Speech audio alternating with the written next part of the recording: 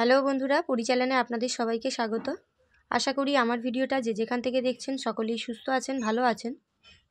আজকে আমি চলে এসেছি আবারও একটি নতুন রেসিপি নিয়ে। আজকের রেসিপি ফুলকপি আলু দিয়ে ডিমের ঝোল। এখানে আমি ডিম আর আলু সেদ্ধ করে নিয়েছি। এখানে আছে পেঁয়াজ কুচি, 7-8টা কাঁচা লঙ্কা, আদা রসুন, একটা টমেটো, আর আছে ফুলকপি। ফুলকপিটাকে আমি একটু ভাপিয়ে নিয়েছিলাম। এবারে কড়াই দিয়ে দিচ্ছি সর্ষের তেল। তেল গরম হয়ে গেলে দিয়ে দিচ্ছি সামান্য পরিমাণ নুন আর হলুদ। এখন ডিমগুলোকে আমি ভেজে নেব।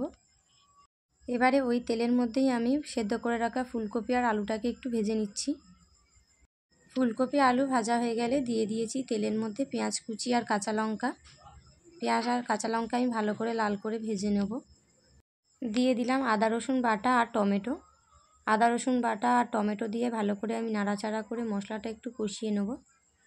দিয়ে দিচ্ছি পরিমাণ মতো নুন, হলুদ গুঁড়ো, জিরের গুঁড়ো, ধনের গুঁড়ো, লঙ্কার গুঁড়ো।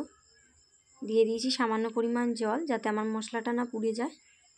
এবারে আমি সব মশলাটা ভালো করে একসাথে কষিয়ে নেব। মশলাটা আমার কষানো হয়ে এসছে, মশলা থেকে তেলও সাইড হয়ে গেছে। এই পর্যায়ে আমি দিয়ে দিলাম ভেজে রাখা ফুলকপি আলু আর ডিম। ফুলকপি আলু ডিমের সাথে ভালো করে আমি মশলাটাকে একটু মিশিয়ে নিচ্ছি। দিয়ে দিয়েছি পরিমাণ মতন জল। এখন আমি রান্নাটাকে কিছুক্ষণ হতে দেবো। সবশেষে দিয়ে দিচ্ছি 1 চামচ গরম মশলা। এখন আমার ফুলকপি আলু দিয়ে ডিমের ঝোল রেডি। আমার এই রেসিপিটি যদি আপনাদের পছন্দ হয়ে থাকে তাহলে লাইক করে কমেন্ট করবেন এবং ভিডিওটি অনেক অনেক শেয়ার করবেন। এরকম আরও ভিডিও পেতে চ্যানেলটি সাবস্ক্রাইব করে পাশে থাকবেন।